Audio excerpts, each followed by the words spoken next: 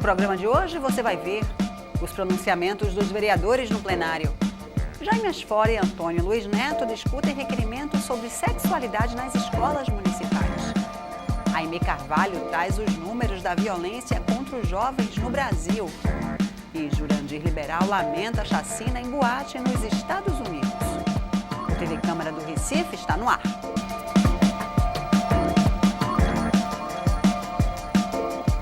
Olá, começa agora mais um TV Câmara do Recife Online. Voltou a entrar em pauta um requerimento de Michele Collins, dirigido ao prefeito do Recife, para retirar das escolas municipais todo o material que estimule a sexualidade de crianças e jovens.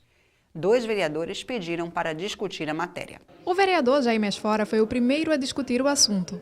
Ele considera que retirar das escolas o material que trata sobre sexualidade será ruim para as crianças. Tirar da rede pública municipal todo o material didático produzido que aborde a questão da sexualidade, incluídos aí, questões relativas a gênero, identidade de gênero e a necessária cultura da tolerância, o tratamento da realidade como deve ser feito para crianças e adolescentes e como é feito nas escolas privadas e nas escolas públicas no Brasil todo.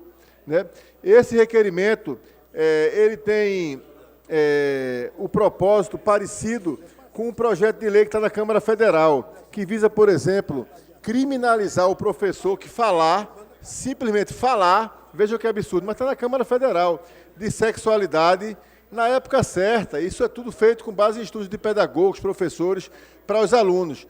Mostrar como é que o aluno deve conhecer seu corpo, quais são as identidades de gêneros que existem, de homem e de mulher, o que é sexualidade, que todos devem respeitar as famílias, sejam elas homoafetivas ou heteroafetivas, que todos têm direito à livre orientação sexual, de maneira que, para que a gente não veja se repetir o estupro que a gente viu no Rio de Janeiro há poucas semanas atrás, para que não aconteça o que aconteceu ontem na Flórida, é preciso que esses temas não sejam banidos da escola.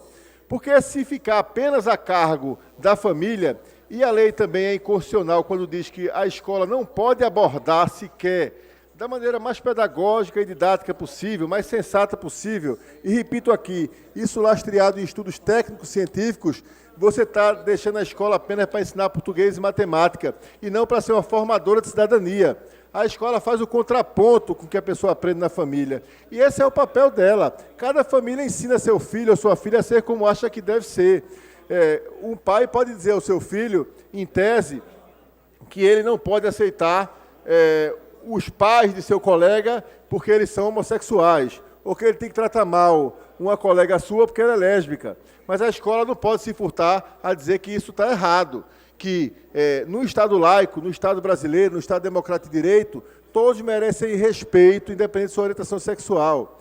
Que cada pessoa tem direito a escolher, a reconhecer a sua identidade de gênero e também discutir o respeito à mulher para se evitar essa chaga que é a violência doméstica contra a mulher. Eu já ouço o vereador Carlos Gueiros, mas eu quero dizer mais ainda o seguinte. O ano passado, a Prefeitura fez a Conferência Municipal de Educação. Foram mais de 80 entidades, 500 participantes, e isso gerou um rico material. Esse material foi discutido durante um ano com professores da UFPE, UFRPE, Unicap, para se chegar aos cadernos de educação. E esses cadernos de educação, que são sólidos, que são lastreados, como eu disse aqui, em estudos técnicos científicos, de professores, pedagogos, vários grupos de trabalho, como já foram citados aqui, equipe da Secretaria, para terminar essa minha primeira parte, equipe da Secretaria de Direitos Humanos, equipe da Secretaria de Educação, pessoalmente, e da Secretaria da Mulher, se debruçaram e se debruçam sobre isso com muita responsabilidade. Então, banir esse material é uma coisa que, isso é o menos, mas que causa até vergonha alheia a essa casa, na minha opinião. Mas o mais, que se fossem banidos, que eu não acredito que vão ser, até mesmo se esse requerimento for aprovado, porque isso seria rasgar a história do ensino municipal e condenar os alunos à cultura do machismo, da homofobia, da intolerância, um retrocesso enorme. nós estaremos rasgando uma conquista de inúmeras gestões, inúmeros professores, inúmeros pedagogos, inúmeros técnicos da Prefeitura do Recife. Já o vereador Carlos Gueiros sugeriu que o requerimento fosse retirado de pauta. Eu faço um apelo à vereadora Michele, que ela retire esse requerimento para ver se esta casa retoma o seu principal papel, que é de tratar dos problemas do Recife. Recife tem tantos problemas, vereadores. Nós verificamos aí o vereador André Regis trazer aqui problemas sérios, né? E a gente só discute assuntos de sexualidade, de gênero, disso e aquilo. Parece que isso é o que está mais preocupando o corpo de vereadores desta casa. O que eu acho um absurdo.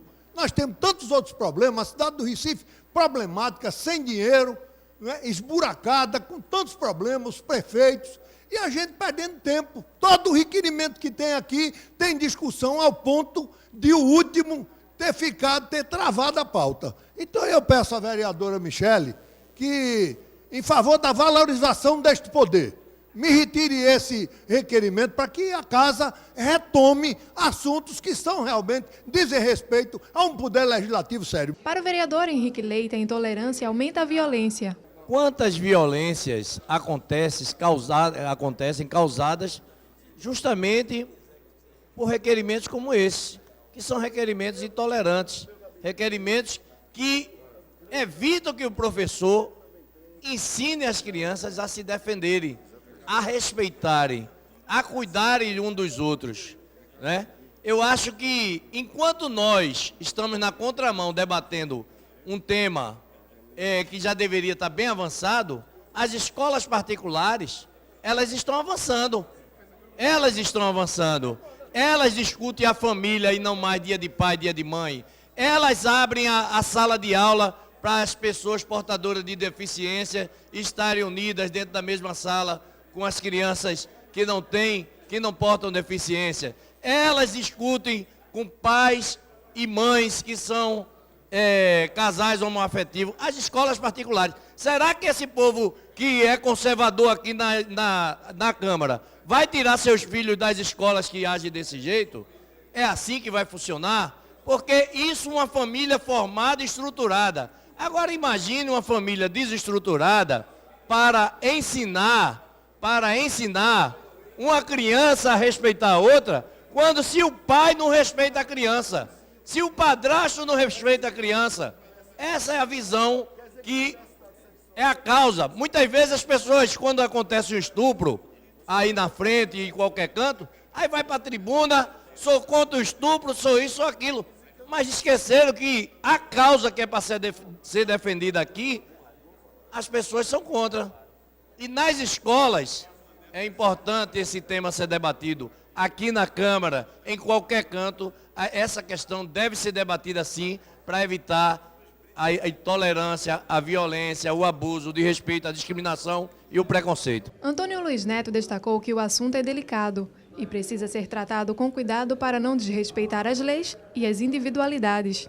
É fundamental que se fale com muita tranquilidade sobre esse tema, com muita naturalidade, até porque nós vivemos numa sociedade moderna, numa sociedade aberta, vivemos numa democracia, senhor presidente.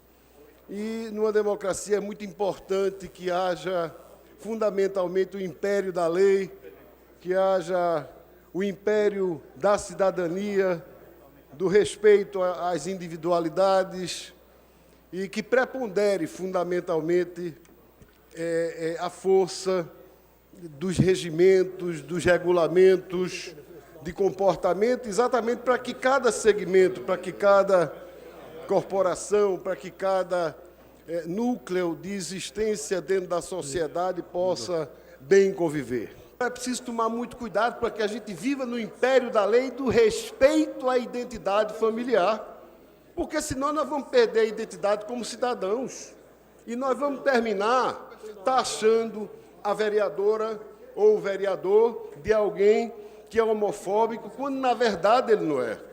Eu jamais teria uma postura desse tipo. Quem me conhece sabe disso, o respeito que eu tenho pela opinião e pela opção das pessoas. Agora, isso é uma coisa, pedagogia é outra. Educar é outra coisa que fundamentalmente exige Vereador. da cidadania muito cuidado para que a gente, dentro de uma sala de aula, a gente não transforme os comportamentos de crianças, gerando conflitos ainda maiores dentro da sociedade. Segundo Jurandir Liberal, os questionamentos devem ocorrer de forma técnica. O MEC faz toda a discussão com os melhores profissionais para elaborar cartilhas, para poder orientar, isso por especialistas, isso é um entendimento. Então, tem toda uma discussão a nível nacional.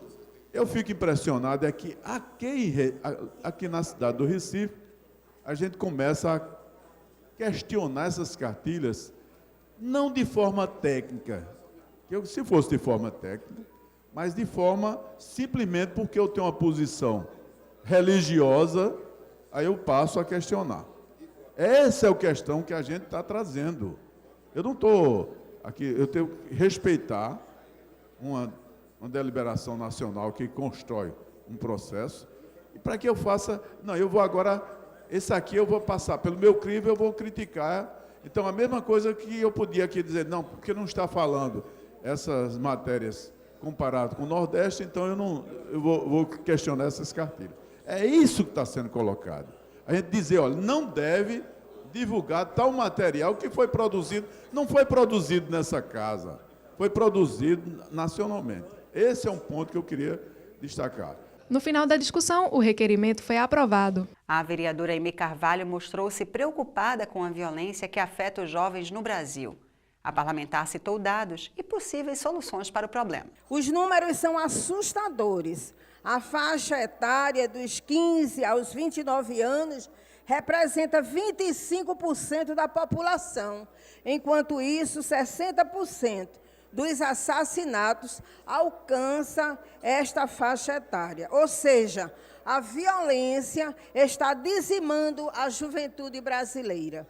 Todo ano, mais de 23 mil jovens negros de 15 a 29 anos são assassinados. São 63 por dia. 1 a cada 23 minutos. Não podemos continuar assistindo estes números crescerem. Precisamos combater a violência em várias frentes. Entre os fatores que mais levam à mortalidade está a evasão escolar e o envolvimento com drogas. Precisamos continuar investindo na educação, conscientizar os jovens, tirá-los da rua, da criminalidade. Violência não tem justificativa e tem que ser combatida. O Senado está apresentando o relatório final da CPI do assassinato de jovens, com a conclusão de quase um ano de trabalho para identificar as origens da violência contra os jovens e indicar ações necessárias para reverter este quadro. Mais de 200 pessoas foram ouvidas em audiências públicas em vários estados. A CPI teve acesso ao depoimento de professores universitários, pesquisadores, procuradores, juízes, conselheiros, defensores públicos, secretários estaduais de Segurança e de Justiça, delegados, policiais, representantes de ONGs, vítimas de violência e familiares de vítimas. Chamo aqui a atenção de toda a Câmara para que estejamos atentos aos resultados da CPI, principalmente as indicações de ações que serão sugeridas para que possamos replicar em âmbito municipal. O jovem do Recife precisa da nossa atenção, do nosso apoio. A Prefeitura do Recife tem trabalhado no sentido de estimular estes jovens a se aperfeiçoarem, a abraçarem uma carreira, e precisamos continuar trabalhando nesse sentido.